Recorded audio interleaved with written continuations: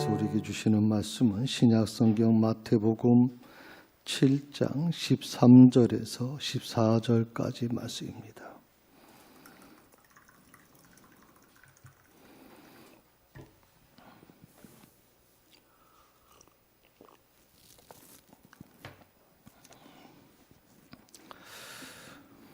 다 자셨으면 자리에 일어나셔서 하나님의 말씀을 들으시기 바랍니다. 좁은 문으로 들어가라. 열량으로 인도하는 문은 크고 그 길이 넓어 그리로 들어가는 자가 많고 생명으로 인도하는 문은 좁고 길이 협착하여 찾는 자가 적음이라. 이것이 하나님의 말씀입니다. 아멘.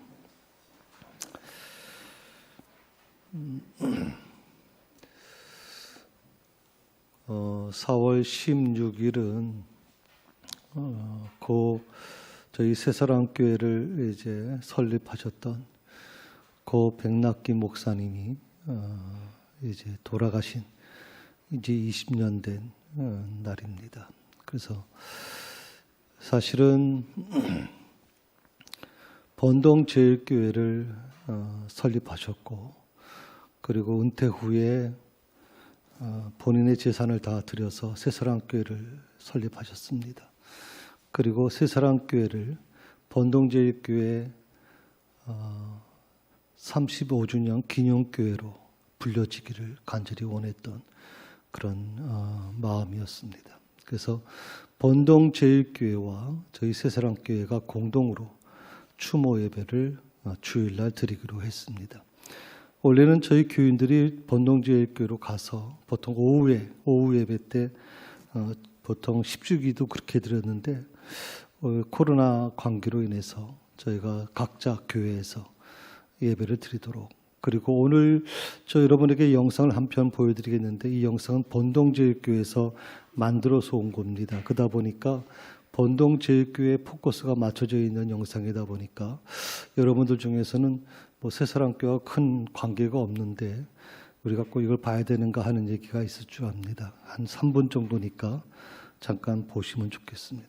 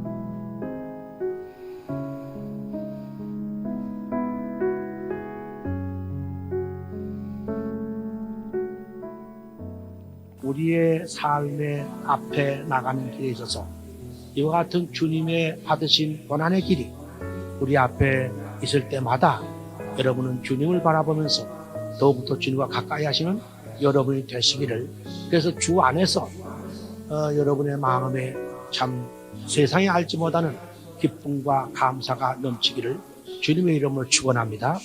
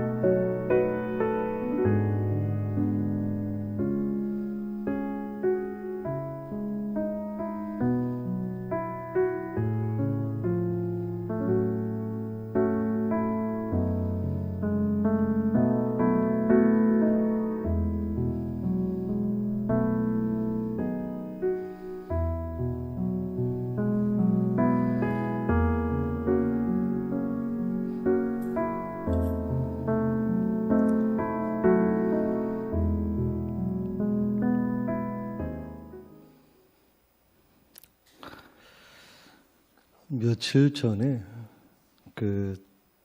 본농제일교회 그 영상 기사로부터 전화가 왔었습니다. 그래서 영상 제작을 지금 하는데 필요한 사진이 있으시면 조금 보내달라 그래서 이제 후손들 관련된 거는 제가 보내드렸습니다. 사실 이 영상을 가지고 제가 보면서 우리 새사랑교회 영상으로 새로 바꿀 것인가 고민을 했었습니다. 또 그 준비까지 다 거의 마쳤었는데 제가 이 영상 그대로 여러분에게 보여드리는 이유는 아마 저희보다도 본농제일교회가 더 마음을 가지고 준비했을 거라고 생각이 들고 또 거기도 역시 마찬가지로 1부, 2부, 3부 예배를 지금 추모 예배로 드리고 있습니다. 그래서 같은 마음을 가지고 드리는 거라 생각해서 이 영상에 제가 손을 대지 않고 그대로 여러분에게 보여드립니다. 미국에서 있었던 한 자료를 제가 어디 인터넷에서 한번 본 적이 있습니다. 그 자료를 보게 되면 한 사람이 묘지 앞에서 그 묘비의 글을 보고 멈춰 섰다는 겁니다. 그리고 그 글에 대해서 이렇게 설명을 하고 있습니다. 한 세 줄로 적혀 있는데 첫 번째가 뭐냐면 나도 전에는 당신처럼 그 자리에 그렇게 서 있었어 하는 내용입니다. 그 글을 보고 나서 그 묘비의 앞에 서 있던 사람이 굉장히 좀 웃었다고 그렇게 얘기를 합니다. 근데 두 번째 줄을 이제 읽게 되는데 나도 전에는 당신처럼 그곳에 서서 그렇게 웃고 있었어 하는 글이 있었어요. 이 글을 읽자 조금 심각해졌다고 얘기합니다. 그리고 세 번째 줄을 읽어 나갑니다. 이제 당신도 나처럼 죽을 준비를 하시오. 이 마지막 줄을 읽으면서 몸이 얼어붙었다 이렇게 얘기를 합니다. 죽을 준비를 하라. 누구나 죽음을 피해갈 수는 없습니다. 사람은 태어난 순간부터 사실 죽음을 준비하고 가야 될 사람들입니다. 근데 우리는 마치 영원히 살 것처럼 그렇게 생각을 하고 있습니다.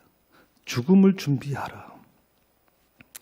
어떻게 보면 굉장히 낯설은 말로 들려지지만 죽음을 준비하는 사람들에게 있어서 죽음을 준비하지 못한 사람과는 분명히 다를 수밖에 없습니다.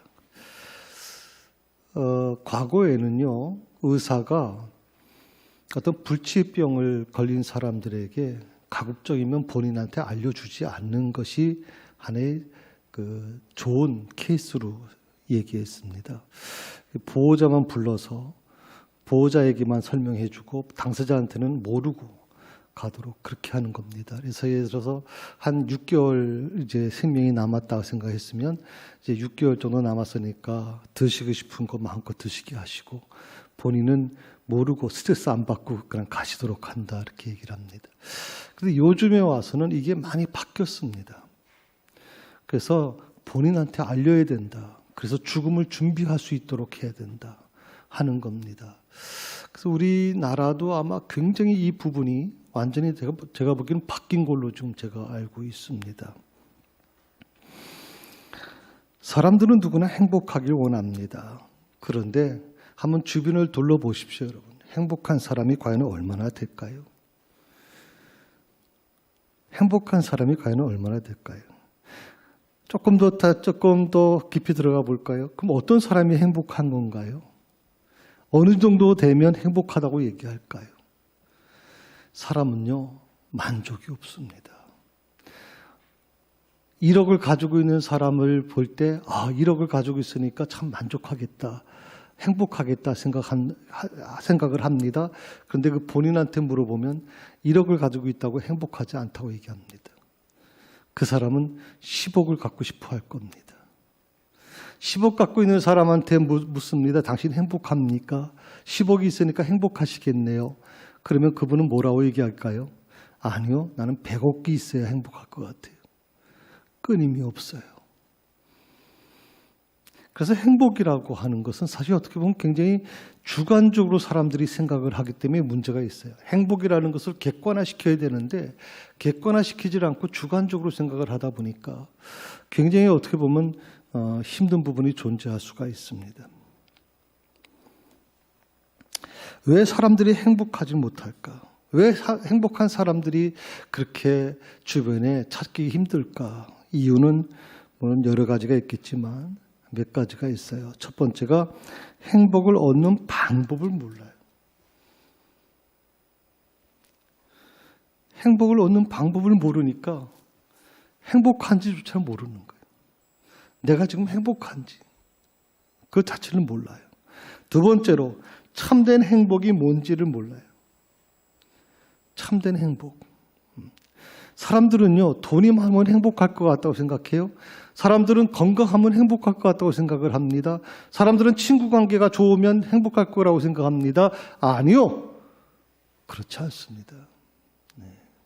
절대 그것이 행복을 주는 게 아닙니다.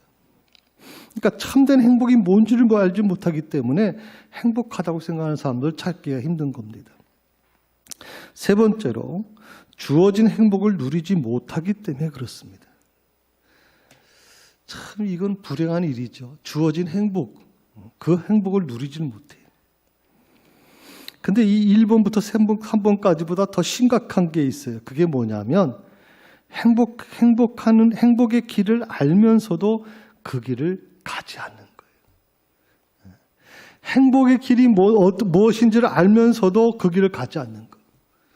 저는 이런 사람이 가장 불행한 사람이라고 생각합니다. 가장 불행한 사람.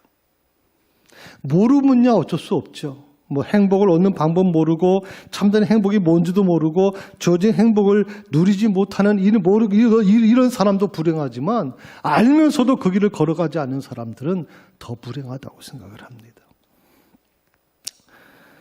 사람들이 그렇게 행복을 찾으려고 하지만 행복을 찾지 못하고 우왕좌왕할 때 오늘 주님은 행복을 얻는 방법을 우리에게 알려주셨어요. 그 방법이 뭐냐? 그 길이 뭐냐? 근데 오늘 본문의 말씀이 바로 그건데 너무나도 간단합니다. 이 부분은 우리가 볼 때는 좀 이해가 잘 안 되는 부분이죠. 행복을 얻는 것은 좀 이렇게 그럴듯해야 되는데 너무나도 간단한 것이니까 우리가 좀 이해할 수가 없을 때가 많아요. 행복을 얻는 길을 주님은 분명히 말씀하시죠. 그게 뭡니까? 좁은 문으로 들어가라는 겁니다. 그리고 좁은 길을 걸어가라는 겁니다.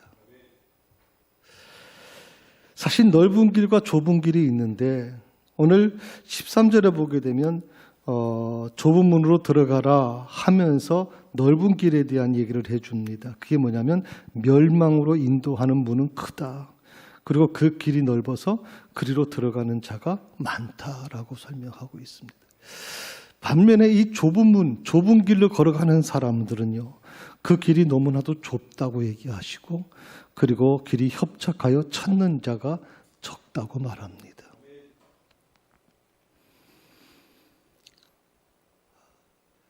사실 우리 한국교회가요, 또 한국교회 성도들이 잘못 이해한 부분이 있습니다. 교회 등록하면 다 천국은 보장되어 있다고 생각한 겁니다. 아무 걱정 없이 이제는 마치 탄탄대로처럼 천국은 이미 다 열려 있다고 생각을 했습니다. 그러니까 예수 믿고 어떤 일을 행하는 한 과정에 있어서 예수 믿은 다음에 모두 잘못을 저질러도 그건 문제가 안 돼. 그건 문제가 안 돼라고 생각을 해왔어요. 근데 오늘 이 말씀을 가만히 요즘 보세요. 생명으로 인도하는 문이라고 하는 표현을 썼어요. 좁은 문이라고 하는 것을 뭐라고 표현했냐면 생명으로 인도하는 문이다. 생명으로 인도하는 문은 다른 말로 하면 영생을 얻는 길입니다. 영생을 얻는 문. 조금 더 쉽게 말씀드리면 구원을 얻는 길입니다. 조금 더 쉽게 말씀드릴까요? 천국에 여러분이 들어갈 수 있는 문입니다. 근데 그 문은 너무나도 좁다고 얘기합니다. 그리고 협착해서 그것을 찾는 자가 적다고 얘기합니다. 이 말씀 앞에서 우리가 굉장히 좀 한편으로는 굉장히 좀 두렵기도 하고요.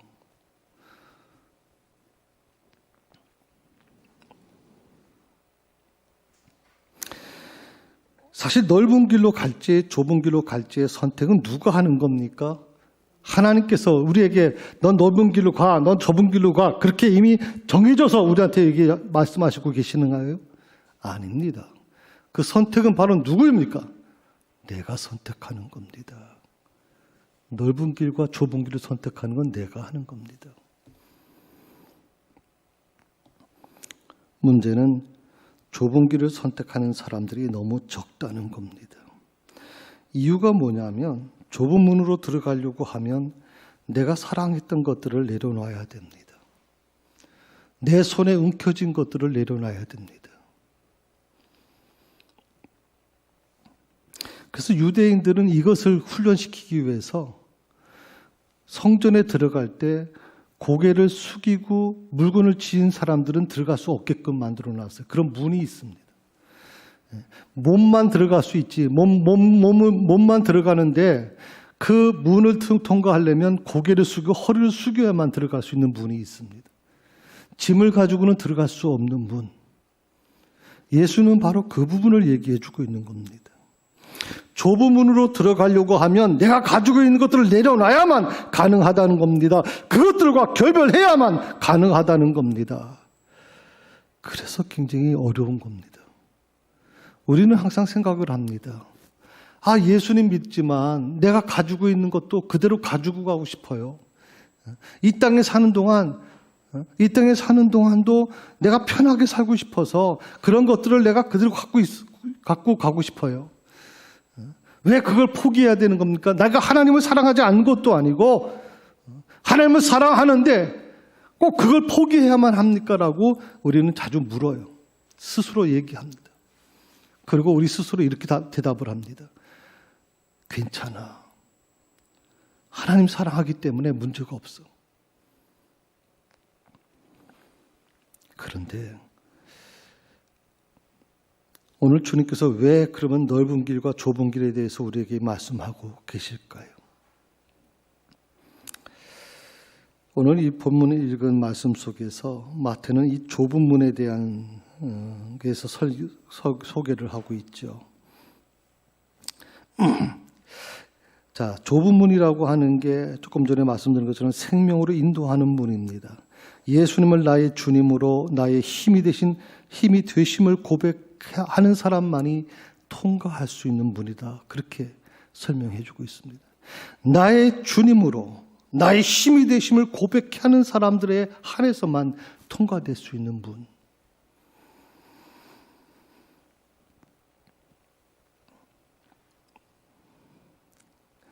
그렇습니다. 좁은 길이 바로 나와 여러분이 가야 될 길입니다. 그런데요, 이 좁은 길을 가는 사람들이 많이 적다는 거예요. 예수님은 그걸 강조하고 있어요. 그 좁은 문으로 들어가는 사람들이 겨우 적다. 자, 성전에 들어가는데 누가 허리를 굽히고 들어가고 싶겠습니까? 이왕이면 큰 화려한 문으로 들어가고 싶지. 그 좁은 문에 그것도 물건도 가지고 들어갈 수도 없고, 그리고 허리를 굽혀서만 겨우 들어갈 수 있는 그 문으로, 왜 그 문으로 꼭 들어가야 되는가에 대해서 의문을 제기하는 사람들이 많이 있었을 겁니다. 사단은 우리들이 이 길을 가지 못하도록 여러 가지로 방해하고 있습니다. 제가 보니까 한 7가지 정도가 됩니다. 혹시 여러분들이 살아가시면서 한 7가지 중에 내가 어디에 속했는지를 한번 보시면 도움이 될 것 같습니다. 첫 번째가 뭐냐면 세상적인 것들로 유혹합니다. 일명 부귀영화합니다. 요새 젊은이들에게 있어서 돈은 곧 신입니다.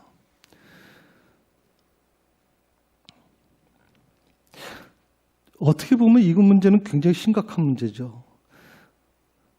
제가 누구한테 들은 얘기인데 10억을 줄 테니까 감옥에 1년 동안 갔다 올 수 있느냐 하니까 대부분이 다 갔다 왔다고 얘기하죠. 우리 황 전사님? 네, 10억이었나요? 네, 학생들에게 이거 붙여보니까 학생들은 세상에 가겠다고 하는 사람들이 있습니다. 돈이 언제부터인가 우리 삶의 신이 되어버렸습니다. 다른 거는 몰라도 됩니다. 없어도 됩니다. 돈만 있으면 다 해결되는 겁니다. 그래서 돈이 하나님의 자리를 차지하고 있는 겁니다. 참 어떻게 보면 불행한 일이라고 생각을 하죠. 여러분, 솔로몬이나 사울 왕도 마찬가지입니다. 처음에는 하나님의 마음에 합당한 사람들이었습니다. 참 순수한 사람들이었습니다. 사울 왕도 마찬가지로 굉장히 겸손한 사람이었습니다. 솔로몬 같은 경우에도 굉장히 겸손했죠. 그런데 부귀영화가 주어지고 나니까 결국에는 사람이 바뀌더라는 겁니다. 그리고 이것은 어떻게 됩니까? 사울 왕은 결국 자살로 마감하는 것이고, 솔로몬은 가문 전체를 완전히 붕괴시켜버리는 비극의 주인공이 되지 않습니까? 그래서 항상 우리가 이 부귀영화라든지 이 세상적인 것들에 대한 유혹에서 어떻게 나를 지킬 것이냐가 굉장히 중요합니다. 저는 여러분에게 돈이 필요 없다라고 말씀드리는 게 아닙니다. 돈은 필요하지만 그것을 신처럼 생각하면 안 된다. 하나님 자리를 대신하면 안 된다 하는 것이고요. 두 번째는 하나님을 불신하게 만듭니다. 그리고 말씀을 의심하게 만듭니다. 끊임없이 사단이 하와를 유혹했던 것처럼 끊임없이 하나님을 의심케 만들고 말씀을 의심케 만드는 이런 일들이 굉장히 위험한 부분입니다. 세 번째로 사탄이 성도들을 유혹하는, 방해하는 이유가, 그것이 세 번째가 뭐냐면 작은 시험 앞에서 낙심케 만듭니다. 여러분, 신앙생활을 하면서 가장 위험할 때가 언제냐면 낙심할 때입니다. 이 낙심이라고 하는 것이, 그것이 조금 더 시간이 가면서 결국에는 그것이 우리 마음을 지배하게 되면 결국에는 우리 신앙이 무너질 수밖에 없는 거죠. 네 번째로 교회 가기 싫어하게 만듭니다. 이 코로나 시대에 정말 사탄이 정말 아주 환호성을 지를 것 같습니다. 교회 가는 거 이리 핑계 저리 핑계 될 수 있습니다. 그래서 교회 가는 걸 싫어하는 경우가 많이 있죠. 다섯 번째로 예배 감격을 느끼지 못하게 합니다. 찬양을 불러도 감격을 못 하고요. 말씀을 들어도 감격이 없습니다. 신앙의 감격이 사라지고 있다라고 하면 사탄이 방해하고 있구나라고 생각하시면 됩니다. 여섯 번째로 기도하지 못하게 합니다.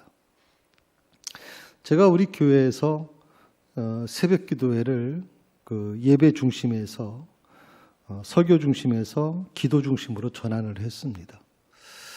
물론 제 건강의 문제도 있었지만 성도들이 어떻게 보면 수동적인 신앙에서 이젠 적극적인 자기 신앙으로 바뀌어져야 된다.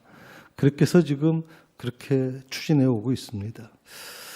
처음에 굉장히 이것이 적응될 수 있을까 생각했는데 놀랍게도 새벽에 오셔서 기도하는 분들이 생겨나기 시작합니다. 5시 반부터 7시까지 자유롭게 그 기도 시간에 오셔서 기도하는 모습을 보면서 또 여러분들 중에 아마 골방에서 기도하시는 분도 계시겠죠. 기도하지 못하게 하는 이 사탄의 그 역사 앞에서 우리가 어떻게 기도를 지킬 것이냐 굉장히 좀 중요하다고 생각을 합니다. 혹시 여러분이 무슨 자영업을 하시거나 사무실에 계시거나 할 때 먼저 시작하기 전에 하나님께 작게라도 기도부터 하고 시작하시는 게 좋습니다. 그것이 가장 아름다운 것이겠죠. 7번째는 선한 일을 못하도록 방해합니다. 사탄은요, 우리에게 선한 일을 하지 못하도록 방해합니다. 사실 예수 믿는 사람들이 이 어려울 때 사실 선한 일에 앞장서야 됩니다. 세상은 말입니다. 하나님을 알지 못하는 사람들도 선한 일에 앞장서고 있습니다. 근데 정작 하나님 믿는 사람들이 너무나도 인색한 모습으로 살아가는 모습을 보면 안타깝죠. 좁은 길은 주님이 가신 길입니다. 좁은 길은 사명자의 길입니다.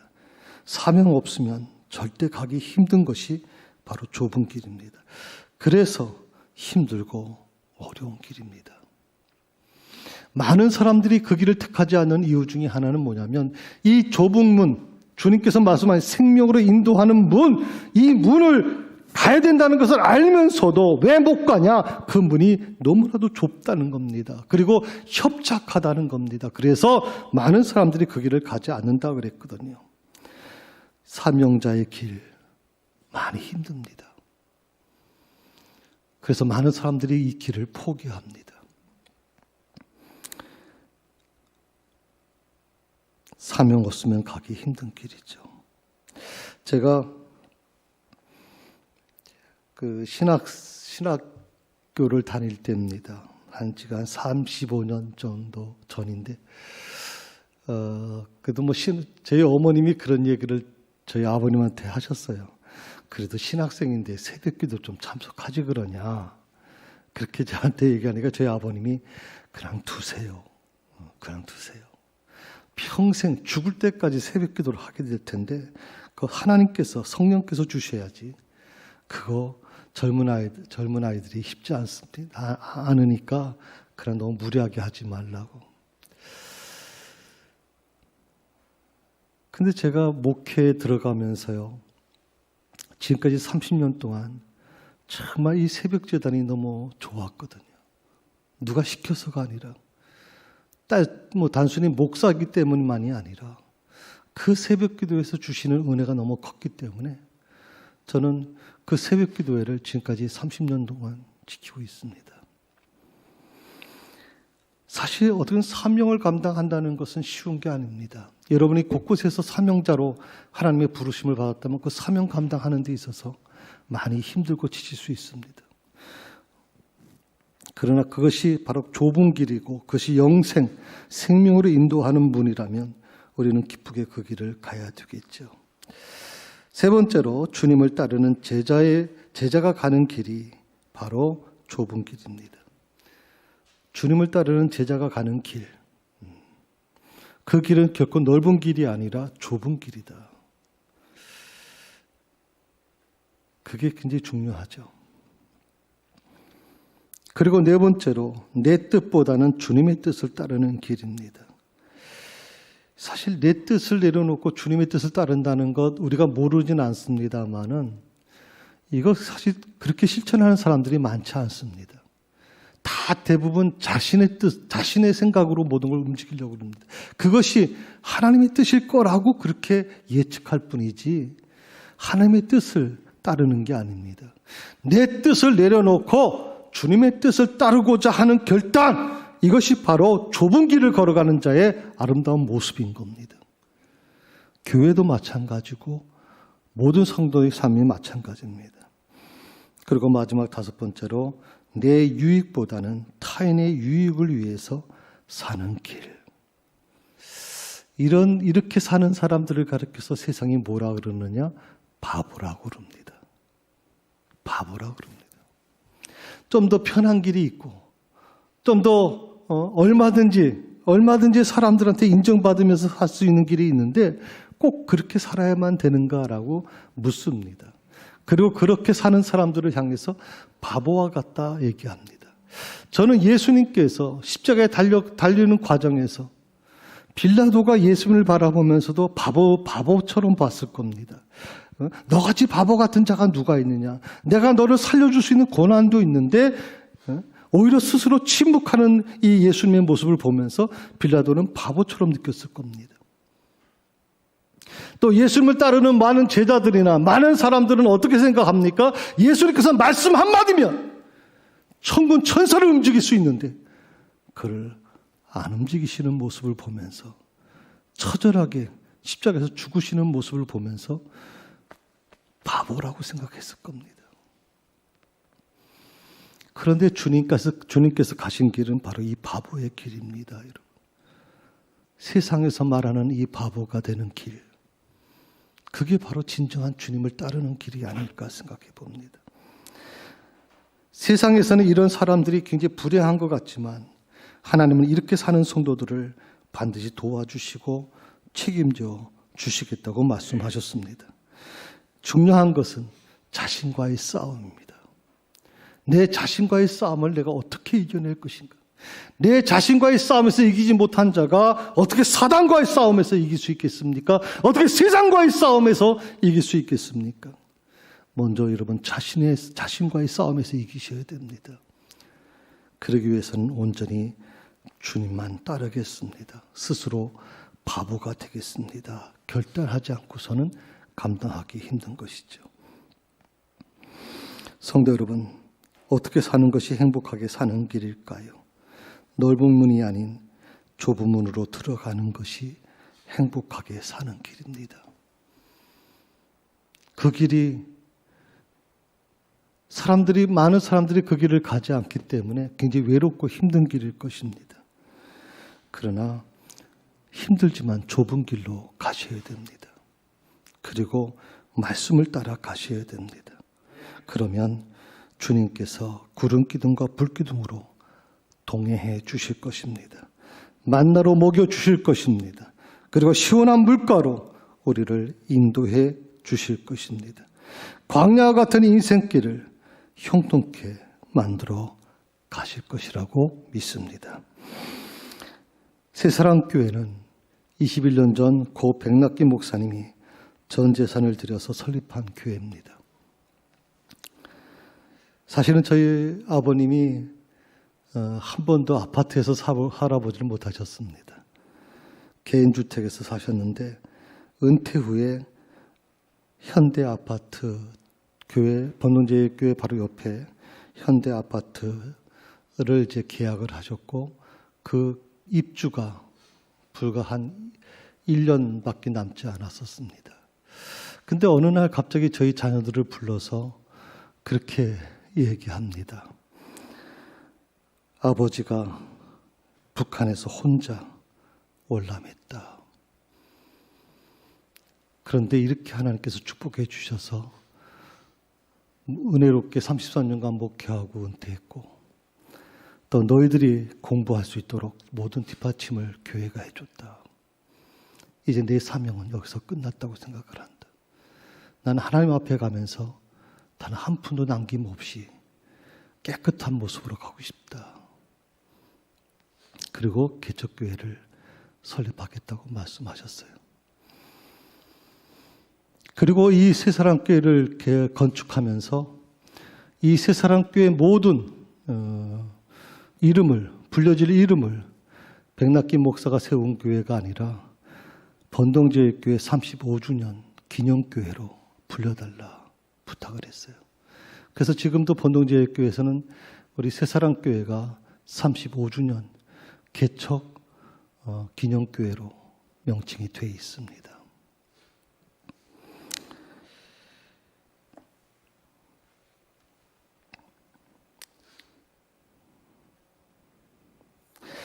주님이 말씀하십니다. 한 알의 밀이 땅에 떨어져 죽지 아니하면 한 알 그대로 있고 죽으면 많은 열매를 맺느니라. 저희 어머님이 늘 살아계실 때 그렇게 말씀하셨어요. 너희 아버지가 한 번도 아파트에서 살아본 적이 없다. 그리고 그 아파트 입주권을 또 모든 비용을 들어갔던 비용을 다 포기하면서 새사랑교회를 설립했다. 저희 아버님만이 아닐 겁니다. 사실 여기까지 올 때까지 새사랑교회 하나님 미랄이 되신 분들이 여러 분 계십니다. 그분들의 어떻게 보면 헌신을 통해서 새사랑교회가 이렇게 오늘도 든든하게 서가고 있다고 저는 믿습니다. 그 역사 속에 있는 그 하나님 미랄들, 그래서 어떻게 보면 그 하나님 미랄이 썩어 죽어서 수많은 열매를 맺는 것처럼 앞으로도 하나님께서 이 새사랑교회 그런 기적을 만들어 가실 거라고 저는 믿습니다. 우리는 빚진 자입니다. 그분들에게 빚진 자입니다. 어떻게 보면 우리 스스로도 하나님 미랄이 되고자 결단할 때 우리 후손들이 먼 이후에 그 하나님 미랄이 되신 분들의 헌신을 통해서 더 많은 하나님의 역사가 일어나는 것을 보게 될 것이라고 믿습니다. 늘 빚진 자로서 그 빚을 갚아가는 그 마음으로 주님 앞에 헌신하는 우리 모두가 될 수 있기를 바랍니다. 기도하십시다. 하나님 아버지, 저희들에게 좁은 길을 선택하고 걸어갈 수 있는 힘과 용기와 그리고 결단과 은혜를 허락해 주시옵소서. 좁은 길을 가는 동안 실족하지 않도록 지켜주시고 끝까지 달려갈 수 있도록 저희를 붙들어 주시옵소서. 예수님의 이름으로 기도드립니다. 아멘.